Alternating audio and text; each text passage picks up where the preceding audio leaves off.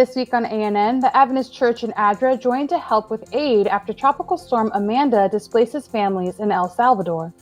Walter Pearson, the second speaker director of Breath of Life Ministries, passes away. And Adventist communicators in Europe and South America joined forces to release the film Uncertainty. These stories and more coming up.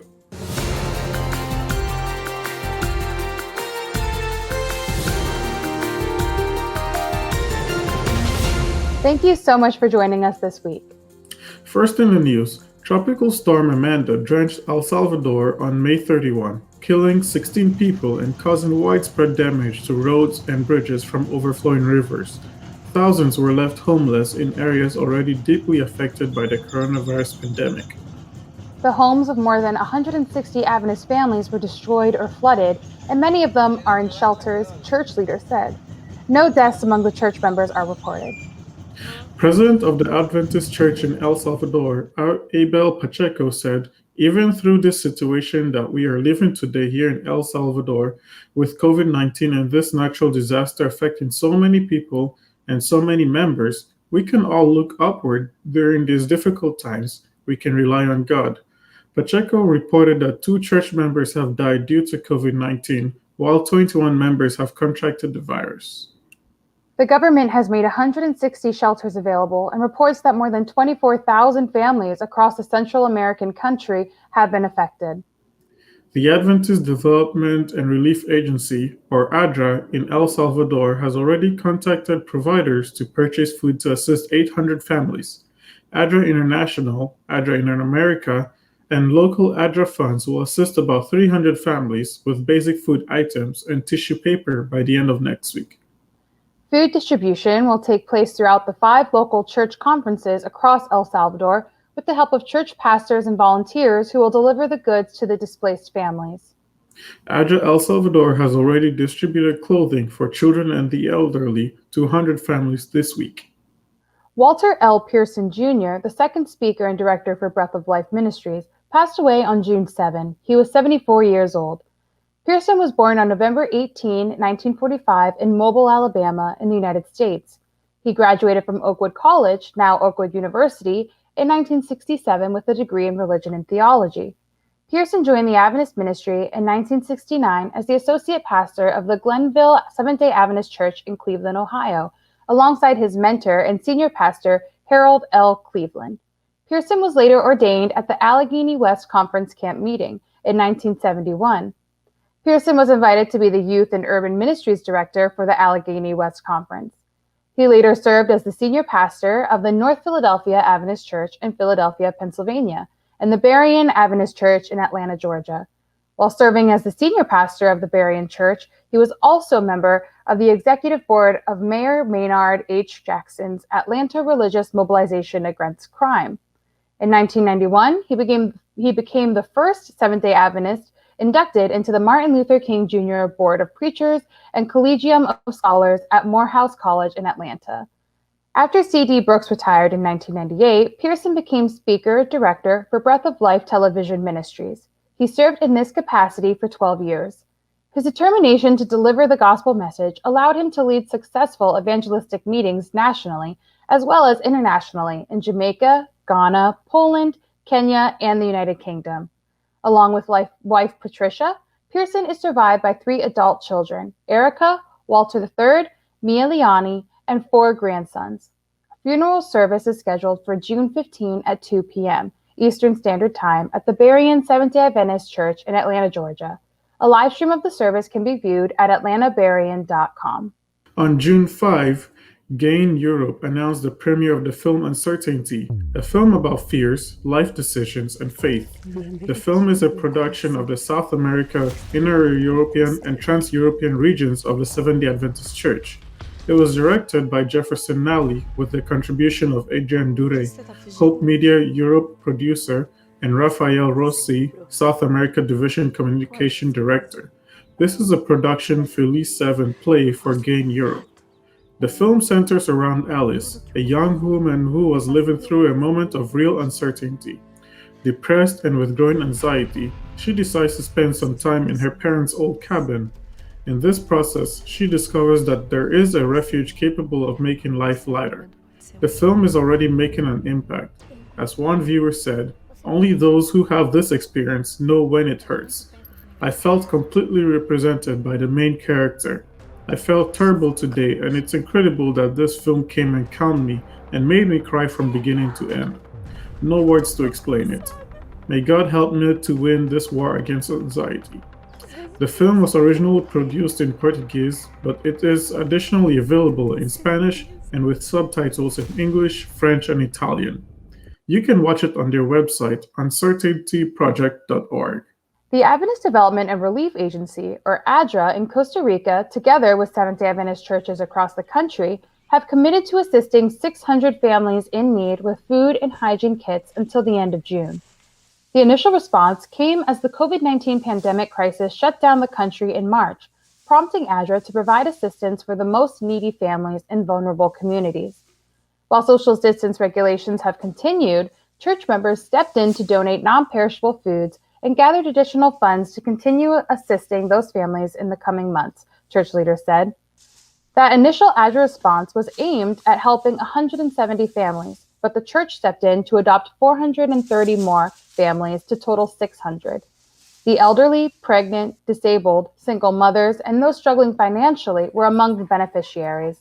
President of the Caribbean Mission in Costa Rica, Pastor Mario Spencer, said the region was hit hard because it is mostly a tourist spot, and many families have stopped being able to support themselves. He said, "Our churches came together with their own funds to help dozens of families in their communities, and soon after, the assistance from ADRA came in, and our mission was able to add more funds to keep assisting." The church in Costa Rica is planning to collect more funds and distribute more assistance to additional families in need during the months of July and August. Adventist churches around the world are being asked to collect a special COVID-19 offering on July 11 to support communities devastated by the pandemic. Funds raised by local churches will be used to help respond within their region of the world. This means that all COVID-19 response offerings given by church members will go to their local divisions and local fields to fund initiatives to help those suffering from this pandemic, including masks, essential supplies, and counseling, to name a few. Church members who are interested in helping promote this special offering can contact their division office and ask for special resources. The resources will include social media ads, a poster, and offering appeals. On July 11, church members can mark their tithe envelopes COVID-19 response. If local churches are still unable to meet physically, members can contribute by visiting the giving page on their local church or region's website, or go to adventistmission.org/COVID to make a freewill donation. For more information, visit adventistmission.org. Seventh-day Adventists in Santana do Araguaia, a city of 55,000 people located in the south of Brazil's interior Pará state, offered thanks and support to healthcare workers during the month of May. The expression of appreciation was heightened by the volume of work physicians, nurses, and others have faced during the novel coronavirus pandemic. It was to acknowledge and thank these efforts that the Seventh-day Adventist Church in Santana do Araguaia paid tribute to the professionals of the hospital and medical centers in the city.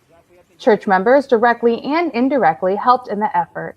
Organizer of the project, Wagner Rodriguez, said, "The tribute we paid is not only for the current pandemic situation, but also for all situations in which these professionals are subjected to work." Rodriguez also said that the tribute was a way to value the work of these people who extend their hands to help save lives. The gesture of appreciation came at a crucial time, along with the normal demands of the healing professions. These workers were thrust into caring for pandemic victims, which meant long separations from family and near endless work routines. Due to the COVID-19 pandemic that has swept the globe and seemingly placed the world at a standstill, projects from Maranatha volunteers have been able to continue due to local crews. Maranatha volunteers sent us this report about how their work in India and Brazil continues. Although COVID-19 has brought much of the world to a halt, the mission of Maranatha is able to continue thanks to the work of local crews. The country of India has been on strict lockdown in response to the coronavirus pandemic. Yet, in a remote corner of northeast India, one of Maranatha's crews received special permission to continue construction.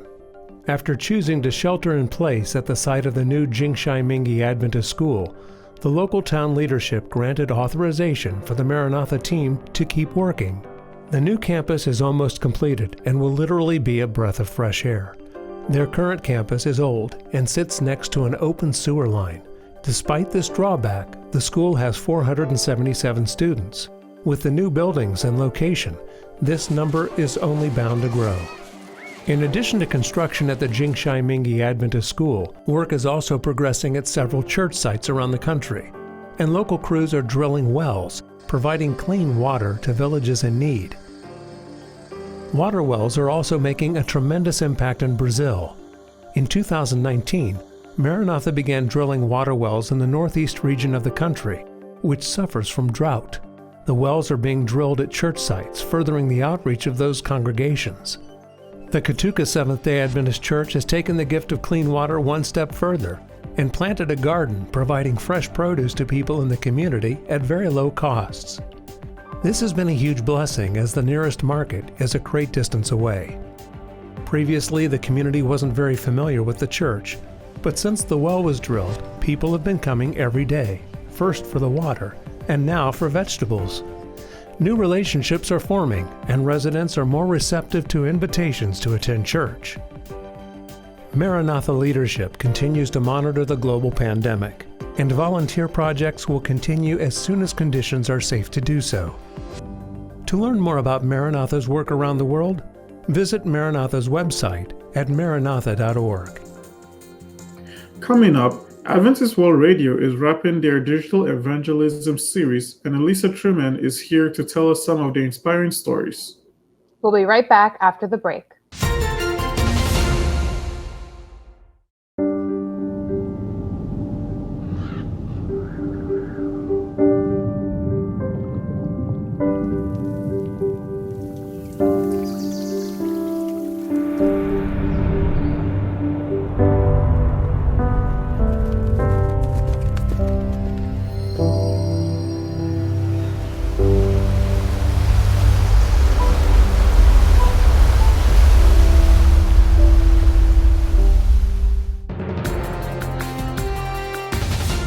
Welcome back.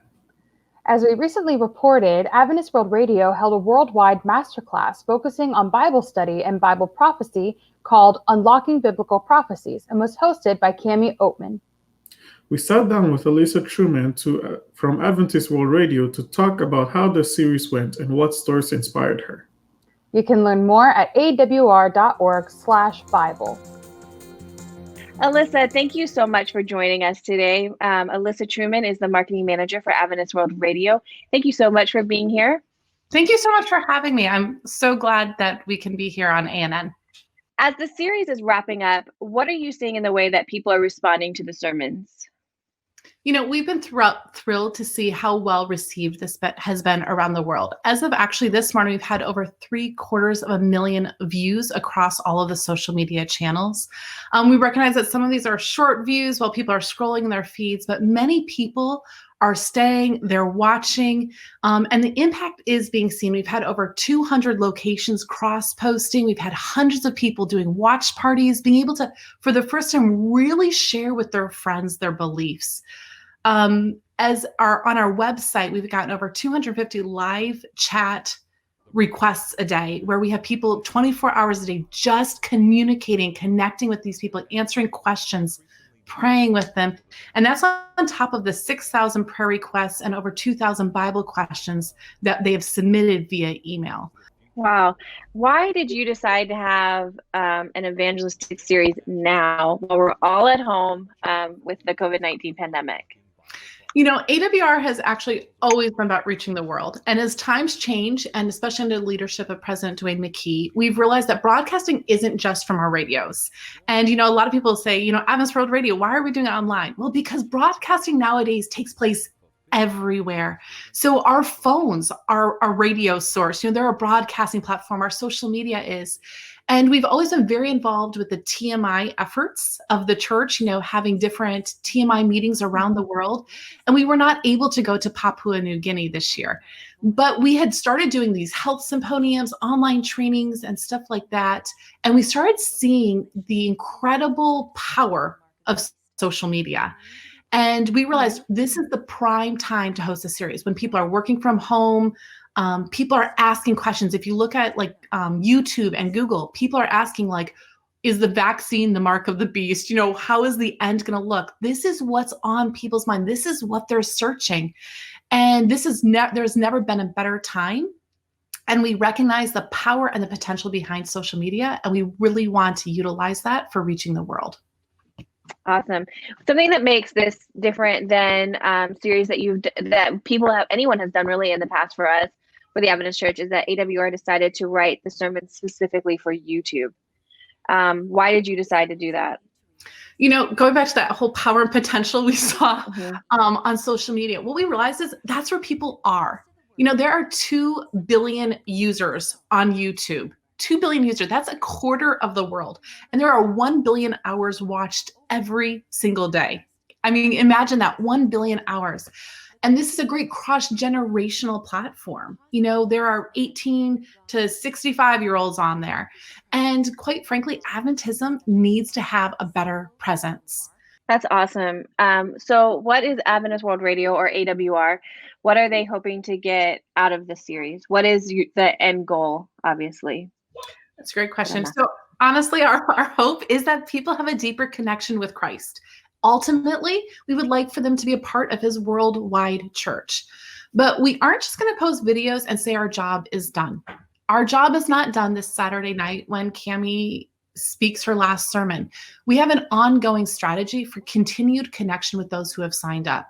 So whether, it's digital meetings or having email connections, continuing to pray with them through the Center for Digital Evangelism based out of the Philippines.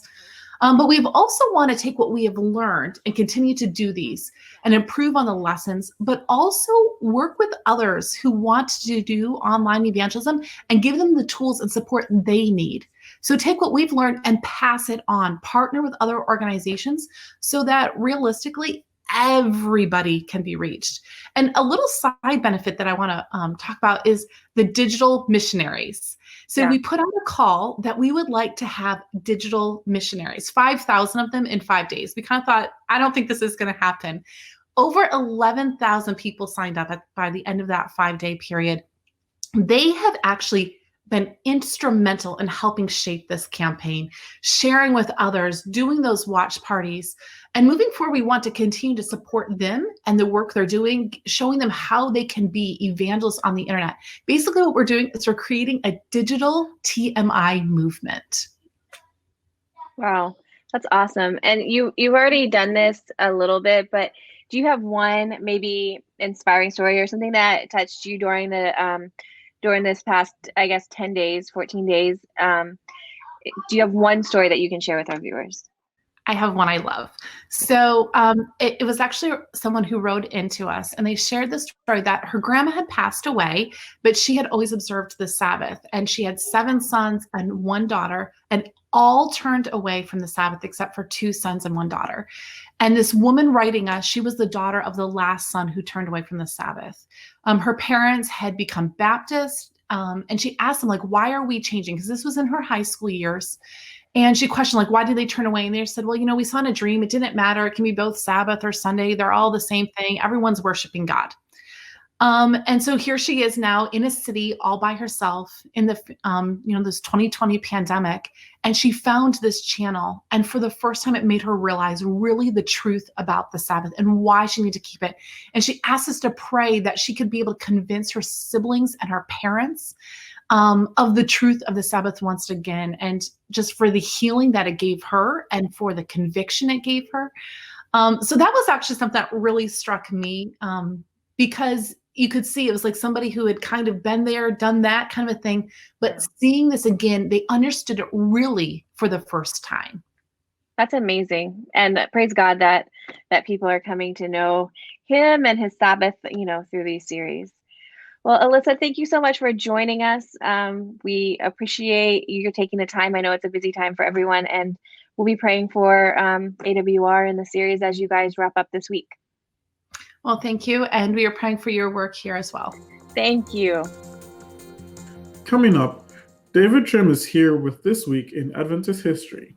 But up next, Adventist Mission shares a story of a deer from Sao Tome and Principe.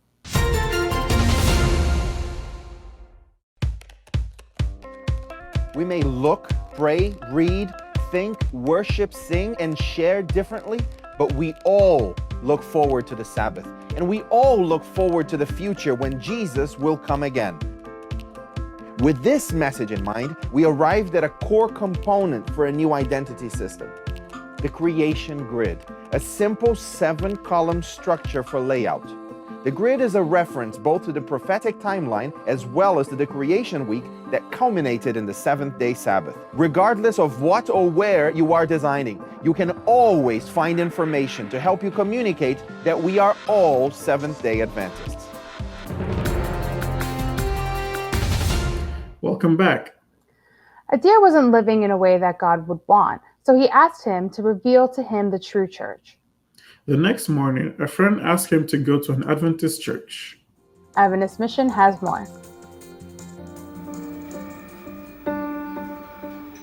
I was living in an unacceptable way to God.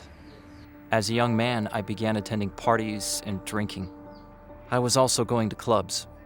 One day, I was at home watching TV when a pastor came on and said, "If you ask God to show you His true people, He will show you His church."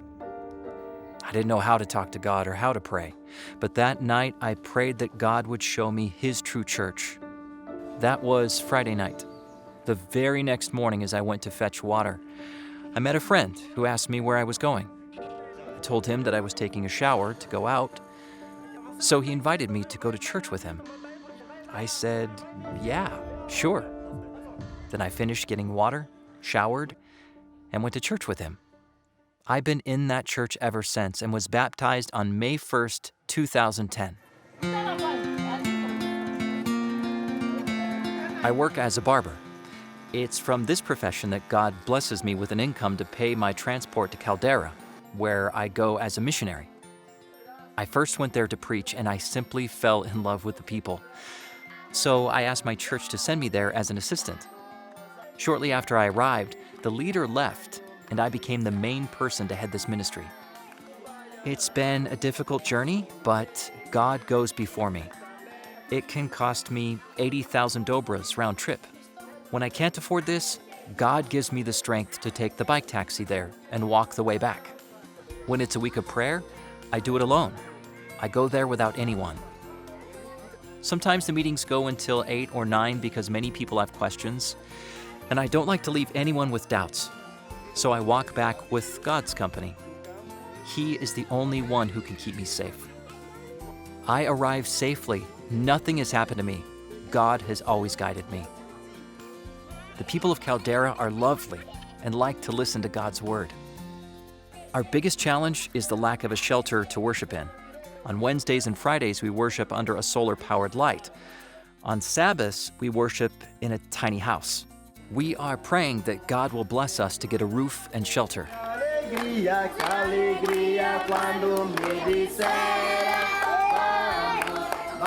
Jesus left us a mission. He said, "Go ye into all the world, making disciples and preaching the gospel to all creatures, baptizing them in the name of the Father, the Son, and the Holy Spirit." This motivates me to take the message of God to this remote group of people. May God's Spirit bless us to further the work in Caldera and to reach the communities around it. If you are watching this video, please pray that God's Spirit will assist us to win this battle and be able to preach the gospel. Watch this and other mission stories online by visiting adventistmission.org, then click on videos at the top. And finally, for today's episode, let's turn to David Trim for a look at Adventist history. This month in Adventist history, we are looking forward as well as back. We're looking forward eagerly to the launch of the Encyclopedia of Seventh-day Adventists, or ESDA, on July 1st. And so during June, as we look at each week in Adventist history, we are drawing on articles found in the ESDA. On June 8, 1927, Dr. John Sturgis and his wife Viola arrived at the mission station of Songa in what was then the Belgian Congo, today the Democratic Republic of the Congo. The mission station at Songa had opened 6 years earlier, and Sturgis was sent to establish a hospital. Initially, he treated patients on the veranda of his own thatch-roofed house. These were the humble origins of Songa Adventist Hospital, as it is called today, which is the subject of this article in the ESDA. By the end of 1928, John Sturgis reported that 1,890 patients had been treated, while he had erected the first Songa Mission Hospital building. The Sturgis family were moved to Burundi in 1930, but the hospital continued to grow, overseen by David Delove, who you see here, a legendary pioneer missionary to Central Africa, who was now superintendent, or president we would say today, of the Lomami Kasai mission and director of Songa. Under Delove's leadership in 1931, a dispensary for treating leprosy was built, and in 1933 a hospital ward building, which included an operating theatre. In its first year of use, 57 major operations were performed. And by the 1950s, Songa was well known for its surgeons and their skill. Here you see them operating on a patient. Songa treated patients of all ages, even the very young. Indeed, a maternity unit had been created in 1940, and you can see here a missionary nurse, Ingelis Ornehult from Sweden, conducting a postnatal clinic with mothers in 1960. Up to then, Songa had grown steadily, but thereafter, the newly independent Congo experienced prolonged political unrest and a series of revolts and civil wars. The hospital was closed completely for 2 years from late 1961 through 63, and over the following 20 years, its work was repeatedly interrupted. Church leaders considered closing it, but Songa continued its medical ministry. Last year, it treated 731 patients in its 75 beds. Pray for the mission of Songa Adventist Hospital, a mission that had its beginnings 93 years ago during this week in Adventist history. Thanks for watching ANN. Join us next week for more news from around the Seventh-day Adventist Church. We'd love to hear from you. Send us your feedback and tell us how your church is making a difference in its community. Be sure to capture plenty of video footage and photos, then write up a summary of the event's important details. And feel free to send full video reports as well. You can reach us by sending an email to annvideo11@gmail.com. Before we say goodbye, here's some good news from the book of 1 John chapter 2, verses 9 and 10. The passage says, "Anyone who claims to be in the light but hates a brother or sister is still in the darkness. Anyone who loves their brother and sister lives in the light, and there is nothing in them to make them stumble." That's our program for this week. And remember, you can always visit news.adventist.org for daily news and videos. Until next time, God bless. Take care.